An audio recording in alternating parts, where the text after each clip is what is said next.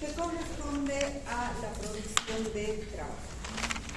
Ya habíamos indicado que cuando nosotros ingerimos alimentos, estas transformaciones que se van a producir en estos alimentos, en estos nutrientes, tienen como objetivo la liberación de energía. Entonces ya sabemos que cuando las moléculas grandes se degradan a través de procesos catabólicos, se va a producir la liberación de energía. Mientras que en las reacciones anabólicas, que son reacciones de síntesis de moléculas pequeñas, vamos a formar moléculas grandes, vamos a tener el consumo de energía. Entonces, todo esto, estas reacciones metabólicas, tienen el objetivo de generar ATP. Y este ATP, esta energía que va a ser liberada con el objetivo de que se pueda transformar en trabajo.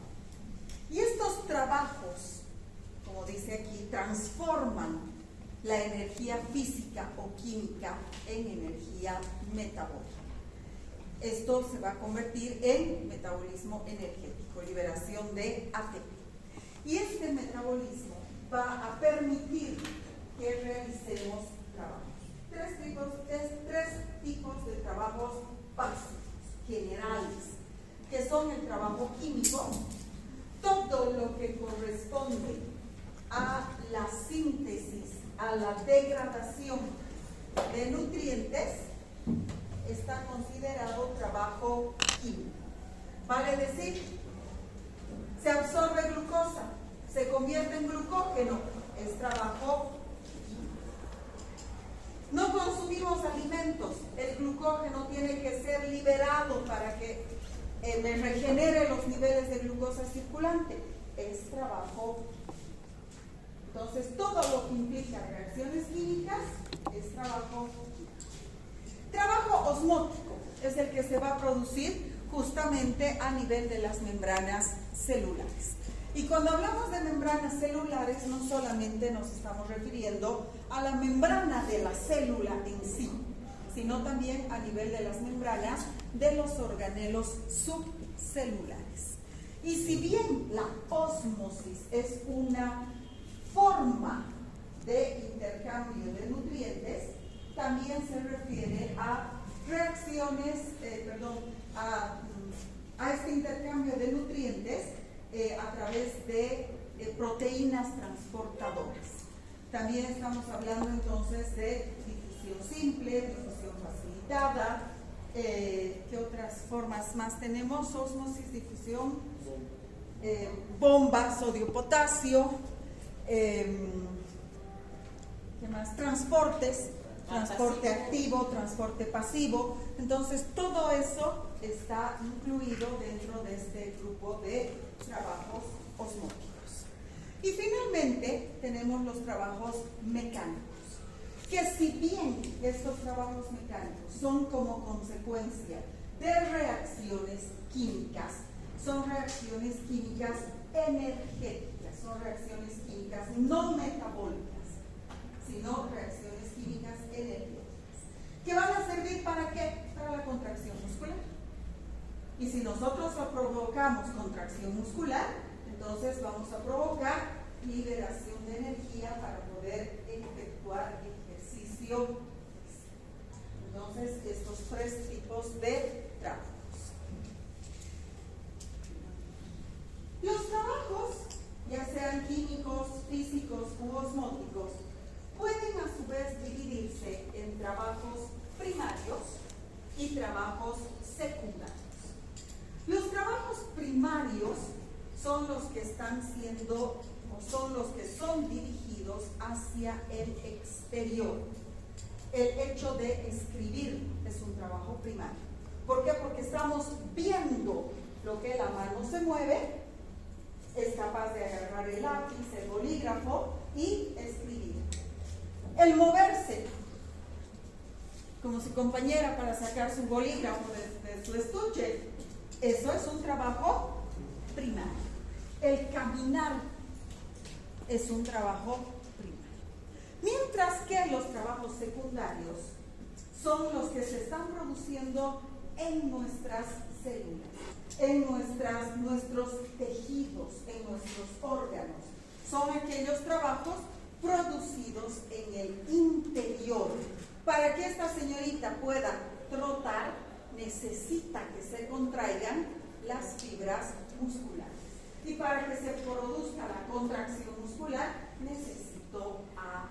Entonces se va a producir el ciclo de la contracción muscular. Y para eso necesito AT. Este es un trabajo secundario. ¿Está comprendido? Y por último, los trabajos primarios o secundarios se subdividen en trabajos generales y trabajos especiales. ¿Qué características tienen los trabajos primarios? Los trabajos generales. Los trabajos generales tienen la característica de que se producen, se desarrollan 24/7.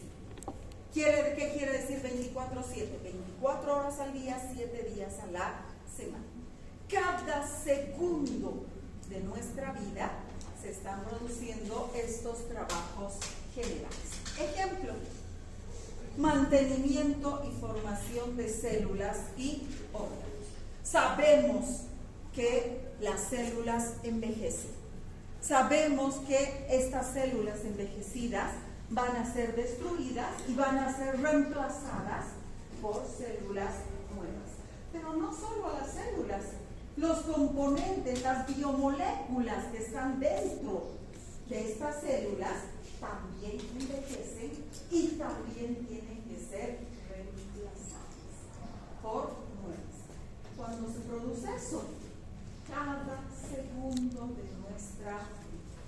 Entonces es muy importante, es un trabajo general. El mantenimiento de la homeostasis. ¿Qué es homeostasis? ¿Regulación de qué? Medio interno. Del equilibrio del medio. Tenemos que mantener, tenemos que ser capaces de mantener el equilibrio del medio interno. Ahora, entonces todo esto va a ser a través de las membranas celulares. Y no solo, como les decía, de la célula. Muchas moléculas son capaces de atravesar la membrana mitocondrial. Los lípidos, por ejemplo. ¿Por qué? Porque se degradan en la mitocondria, en la matriz mitocondrial. Entonces tienen que atravesar las dos membranas mitocondriales. Si no, no podríamos degradar los lípidos. Y estos son trabajos que se realizan cada milésima de segundo de nuestra vida. Muy bien. Y por último tenemos los trabajos especiales. Y cuando hablamos de trabajos especiales, estamos hablando de transformación biológica. Primero, cuando hablamos de trabajos especiales, son trabajos que se van a producir en momentos concretos. Ya no son 24/7. Por ejemplo, vamos a seguir ese orden. Transformación biológica.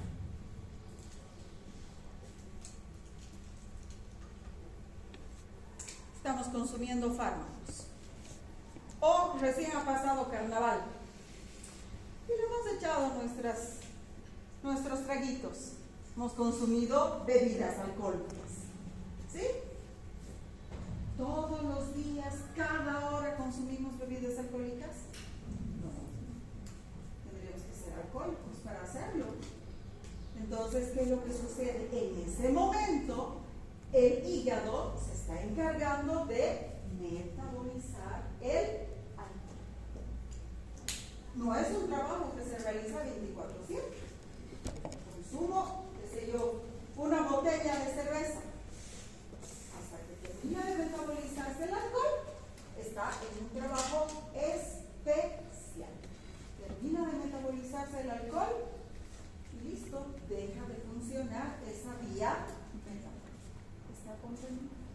Trabajos especiales.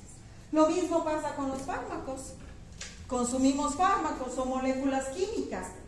Tienen que ejercer su acción. Algunos fármacos tienen que metabolizarse y recién los metabolitos ejercen acción. Otros son directos. Primero ejercen su acción, pero tengo que eliminarlos. Y por lo tanto, para eso tengo que metabolizarlos. ¿Cuándo? ¿Todo el año consumimos fármacos? No. Entonces, también son trabajos especiales. Defensa inmunológica. Resulta que vamos a hablar de las 2 en 1 e interrupción de hemorragias. Estábamos jugando para carnaval y por escaparme del agua me he golpeado y he ido a chocar contra una reja y lamentablemente en la reja había un alambre oxidado que me ha rascado, me ha provocado un corte en mi pierna. Lo primero, sangre. Hay una hemorragia. ¿Qué es lo que van a hacer las plaquetas? Formar el tapón plaquetario. ¿Con qué objetivo? Que deje de sangrar. Ahí está. Interrupción de hemorragias. Tapón plaquetario. Trabajo especial. O todos los días, cada segundo, las plaquetas están formando trombos. No. Imagínense si no, ya nos hubiéramos muerto. Porque un trombito de esos que llegue al corazón, o que llegue al pulmón, o que llegue al riñón, o que llegue al cerebro, listo, en cualquier caso infarto pulmonar, renal, lo que se llama el infarto cerebral, que es el ictus. Ahí tendríamos problemas. Entonces, trabajo especial, interrupción de hemorragias. Pero ¿qué más tengo que hacer? Tengo que lavar la herida. Aunque siga sangrando, tengo que lavarla y tengo que desinfectarla. Peor todavía si era un alambre oxidado. Tengo que hacerme vacunar contra el tétanos. ¿Qué puede tener esto? Bacterias. Bacterias. Y estas bacterias van a entrar. Bacterias, por más de que sea un cuchillo limpiecito, estéril, hay una solución de continuidad, hay una herida que las bacterias saprófitas ingresan y aprovechan la oportunidad de producir infecciones. Entonces, cualquier corte hay que desinfectar. Si nos han bajado las defensas, ¿por qué? Porque estamos en exámenes y el estrés produce disminución de las defensas. ¿Por qué me resfrío justo cuando hay exámenes? Porque el estrés baja las defensas. Entonces, ¿qué es lo que va a suceder? La defensa inmunológica. Y la defensa inmunológica tiene 2 componentes. El primero, defensa inmunológica celular. Las células polimorfonucleares y macrófagos van a ir ¿a qué? A comerse a la gente que está queriendo provocar la infección, a la bacteria que está queriendo provocar la infección, al hongo, al parásito que está queriendo provocar la infección. A veces gana la defensa inmunológica y se acabó el proceso infeccioso, pero a veces no. A veces gana la bacteria y se produce la infección.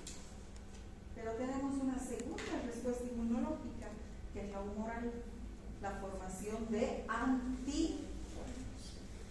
Todas estas son trabajos especiales. ¿Está comprendido? Muy bien.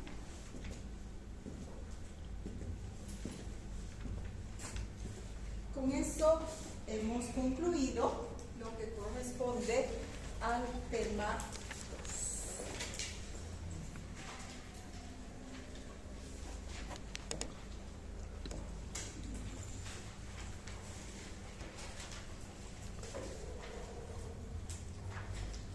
Y ahora vamos a comenzar un poquito lo que corresponde al tema 3.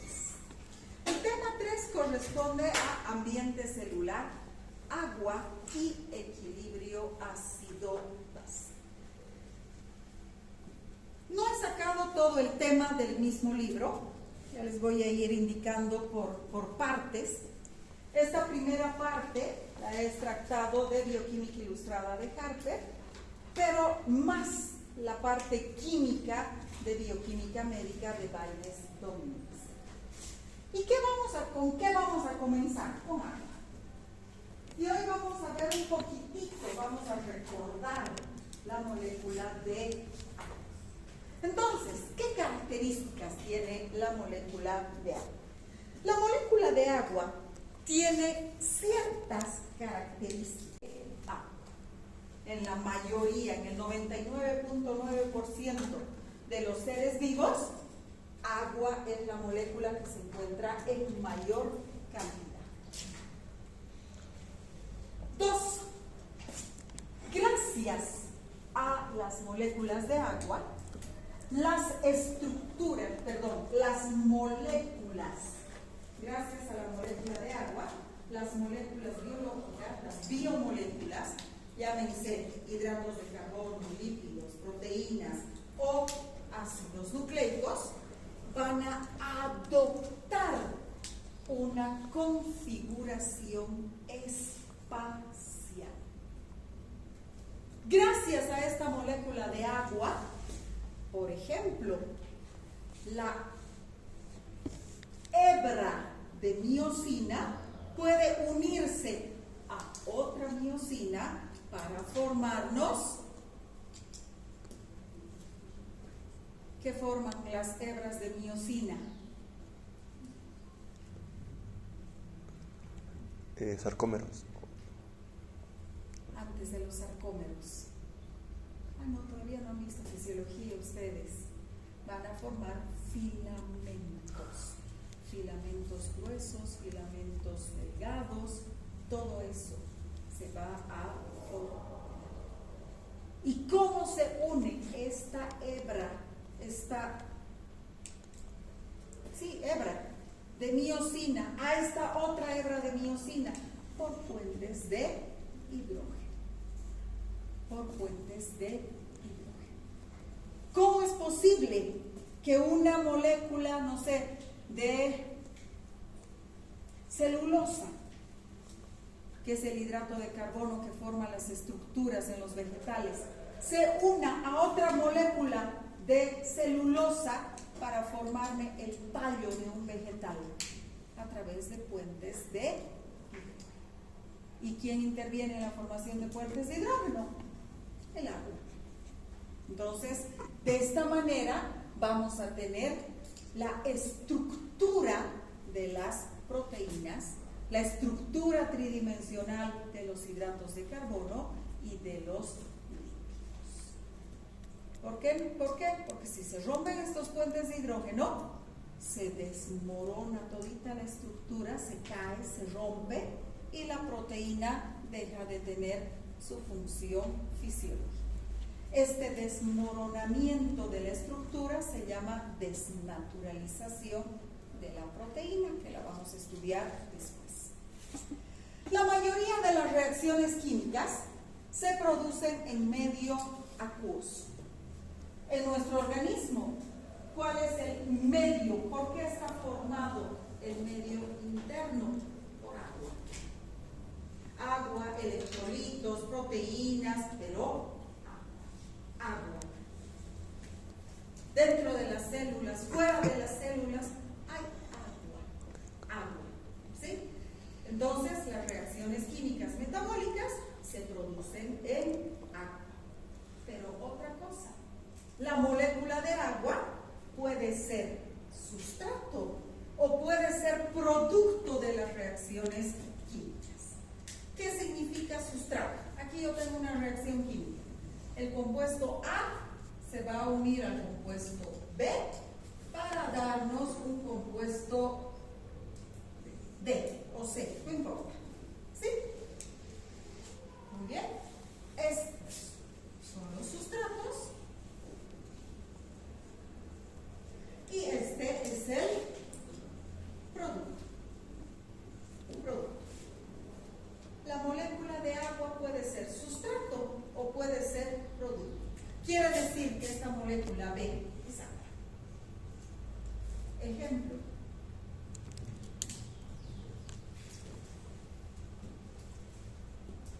La tripsina. ¿Alguien sabe qué es la tripsina? ¿Está bien? ¿No es una enzima? Es una enzima. ¿Y es qué tipo de enzima? ¿Dónde está? Es una enzima digestiva. La tripsina es una enzima digestiva. Se encarga de degradar a las proteínas que provienen de la dieta. ¿Y qué pasa cuando yo no como? Esta tripsina se inactiva. ¿Por qué? Porque hay proteínas en las membranas. Hay proteínas en la cubierta del intestino. Y se la comería. Degradaría las proteínas que están presentes ahí. Entonces, cuando nosotros consumimos proteínas, se activa la tripsina. ¿Y cómo se activa? En presencia de agua. Si no hay agua, la tripsina no se activa y no podría ejercer su función. Entonces, la tripsina tiene que unirse al agua para activarse. ¿Y qué me va a dar? Una tripsina activa. Entonces, aquí es sustrato. ¿Qué pasa en la cadena transportadora de electrones, en la mitocondria? Aquí tengo un sustrato B. Estos dos entran a la cadena transportadora de electrones. ¿Y qué me va a dar? Dióxido de carbono. Más. Siempre. La cadena transportadora de electrones siempre. No importa quién entra. Entra glucosa, entra un ácido graso. No importa. El producto final va a ser dióxido de carbono. Más. Esto se conoce por el nombre de agua de oxidación. Nuestro organismo genera agua. Y cuando veamos fuentes, se van a acordar de esta. Fuentes de agua. ¿Está comprendido? Muy bien. Y finalmente, la regulación. ¿Cómo se regula la cantidad de agua en nuestro organismo? ¿Quién regula? ¿Quién dice? Necesito eliminar agua. ¿Quién dice? Necesito retener agua. Ahí está. ¿Quién? El hipotálamo. El hipotálamo le manda un mensaje al riñón y le dice: señor riñón, retenga agua. ¿Y qué es lo que va a hacer el riñón? Va a bloquear. Mentira. Va a activar unas moléculas que se llaman acuoporina. ¿Sí? Muy bien. Aquí. Les iba a decir, aquí vamos a quedar. Estructura. Esto ya hemos visto. ¿Cuál es la estructura que tiene la molécula de agua? Está formada. ¿Qué se llama esto? De acuerdo a su estructura, ¿qué es esto? Un átomo de oxígeno. ¿Cómo sé que es un átomo de oxígeno? Ah, porque aquí está el núcleo, un primer orbital con 2 electrones y un segundo orbital con 1, 2, 3, 4, 5, 6 electrones. ¿Qué será esto? Hidrógeno. ¿Por qué?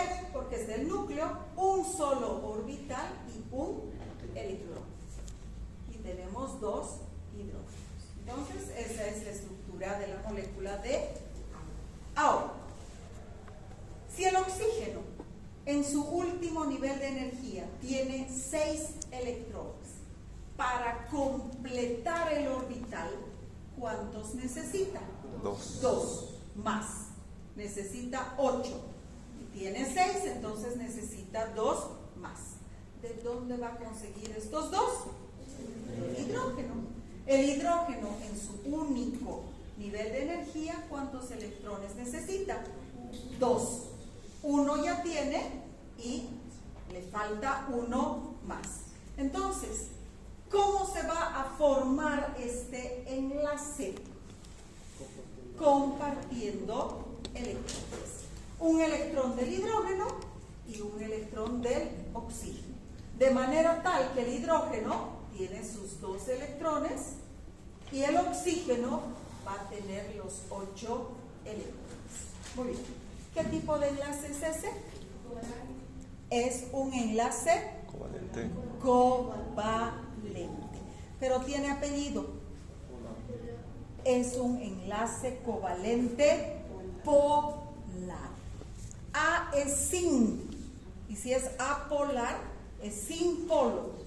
En cambio aquí es con polo. Por eso es un enlace covalente polar. ¿Y dónde se van a formar los polos? Aquí. El polo negativo por estos 2 pares de electrones sin compartir. Estos están solitos aquí. Entonces me van a dar esto y tenemos el polo negativo. Mientras que a nivel de los hidrógenos tenemos los protones. Y los protones me van a dar un polo positivo. De manera tal que la molécula de agua me va a adoptar esta estructura, que es un tetraedro. El oxígeno está al centro, tengo una base triangular y aquí está de forma el tetraedro. Entonces tiene una forma tetraedro con polo negativo y 2 polos positivos. Ahora, estas moléculas de agua son capaces de formar fuentes de hidrógeno. Muy bien. La molécula de agua puede encontrarse en 3 estados. ¿Cuáles son los estados del agua? Sólido, líquido y gaseoso. ¿Cuál de estas estructuras que tenemos aquí corresponderá al agua líquida? ¿La tercera? ¿La segunda o la primera? ¿Por qué nadie me dice la primera? Porque esa es la estructura de un copo de nieve. Entonces, me forma esa estrellita. Y eso es sólido. Ese es el agua congelada. Algo que me olvidaba. Como consecuencia de que la molécula de agua tiene estos polos, nunca existe en agua líquida una sola molécula de agua, solita. Porque siempre, obviamente, no va a estar, yo estoy aquí solita y todos ustedes son también agua. No puedo aislarme, porque como tengo polaridad, automáticamente voy a ser atraída por esta otra.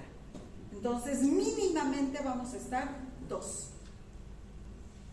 Siempre 2 o más, obviamente. Entonces, si tomamos en cuenta eso, esto está solito. Las moléculas de agua están solas. Entonces, no es agua líquida. Esta es el agua líquida. Y esta es el agua gaseosa. Ese es el vapor de agua, que cuando se condensa se unen mínimo 2, o 3, o 4, o 10, o 20, no hay problema, pero mínimo 2. No podemos tener esto en agua líquida. Siempre vamos a tener enlaces por fuente de hidrógeno. Bueno, ahora, ¿por qué es importante saber esto? ¿Cómo son los enlaces por fuente de hidrógeno en agua líquida? El enlace por fuente de hidrógeno, todos son enlaces débiles, todos, porque el enlace fuerte es el covalente. Entonces, ¿cómo son estos enlaces por puente de hidrógeno en el agua líquida? El agua líquida va a formar con la otra molécula de agua un enlace corto. Corto. Esto es más cortito que esto. Entonces forman enlaces cortos. Lo que va a permitir que la molécula de agua se junte, las moléculas de agua se junten, se cohesionen, se agrupen.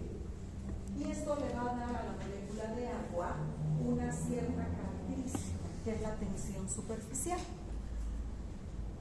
Es lo que va a evitar, o mejor, es lo que va a permitir que los objetos floten en agua. Entonces están tan unidas las moléculas de agua que los objetos necesitan ejercer una presión muy fuerte para superar y puedan hundirse. Pero ustedes me dirán, yo meto mi mano al agua y no hay problema. Lo que pasa es que la fuerza con la que estamos haciendo eso es superior a la fuerza que permite que estas moléculas se mantengan unidas. Pero a ver, cáiganse de, no sé, de una altura muy elevada a una piscina o al mar. Se van a sacar exactamente igual que el segundo y que el tercero y que el cuarto, porque los enlaces por puente de hidrógeno son largos, son más grandes que estos. Estamos hablando de una estructura no cohesionada, estamos hablando de una estructura más bien separada. Esto explica por qué el agua cuando congela se expande. ¿Alguna vez han dejado una botella de cerveza en el congelador? ¿Qué ha pasado? Mínimo se destapa y perdemos todito, si es que no revienta.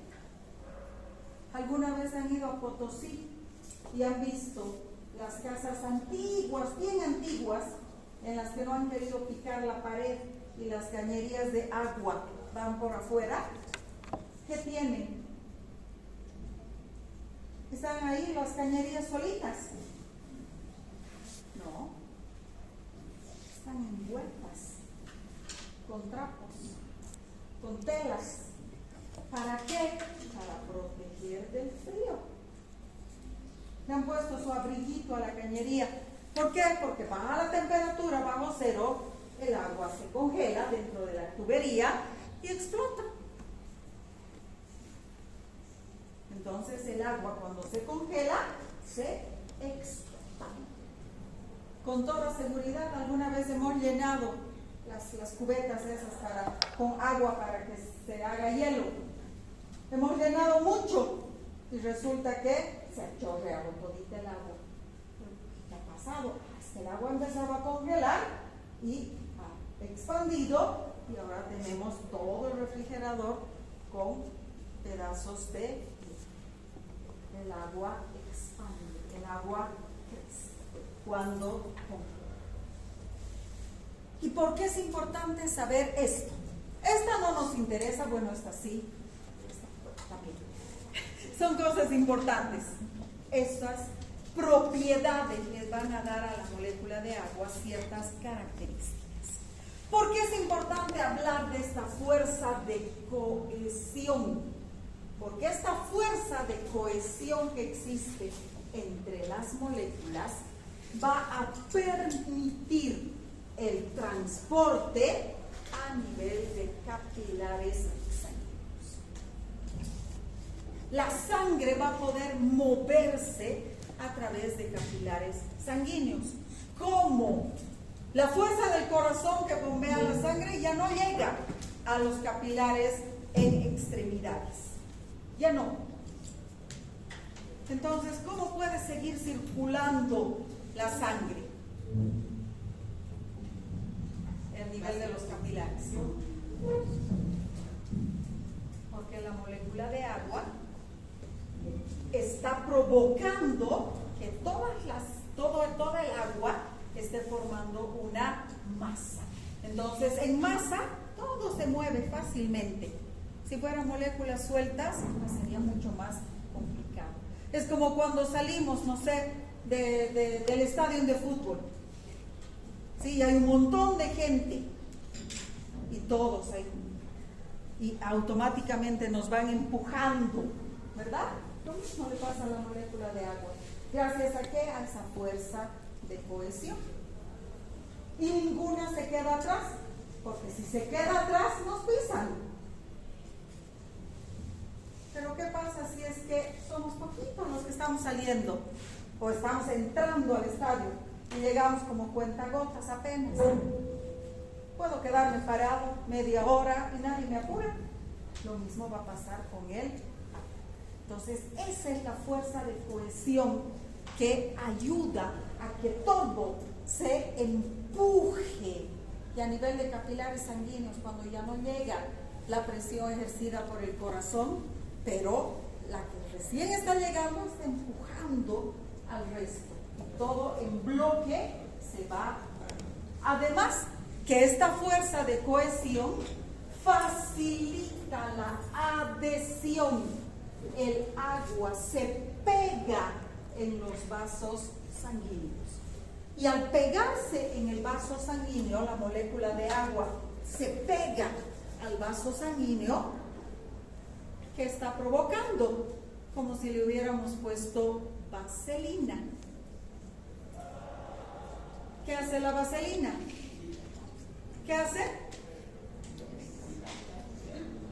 No hidrata porque no es agua. ¿Qué hace la vaselina? Hace que lubrica, hace que resbale. Entonces, si el vaso sanguíneo está lleno de moléculas de agua, este bloque resbala. Entonces, esto es gracias a ¿qué? A la fuerza de cohesión que tiene la molécula de agua. ¿Está comprendido? ¿Sí? Muy bien. Ahora, gracias a todo esto, que se forman los puentes de hidrógeno, tenemos para mañana, para que repasen, las propiedades físicas, químicas y fisiológicas de la molécula de agua.